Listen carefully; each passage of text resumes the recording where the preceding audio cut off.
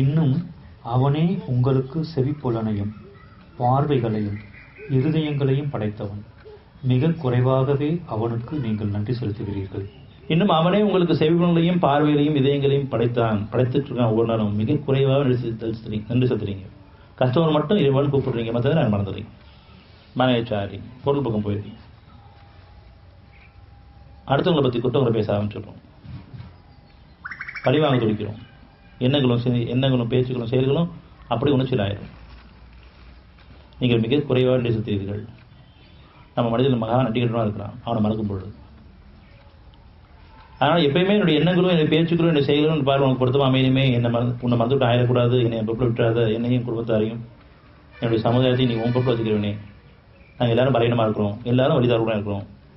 ஒருத்தர் குறைகளை ஒருத்தர் குற்றகரமாக பார்த்துட்டு இருக்கிறோம், பயமை ஏற்பு கொண்டு இருக்கிறோம். எங்கள் மனசை தூய்மைப்படுத்து. எல்லாரும் குற்றங்களும் மன்னிக்க விரும்புகிறேன். என்னுடைய பாவத்துக்கு பரிகாரமாக நான் எவ்வளோ பாவம் பண்ணிட்டு இருக்கேன்.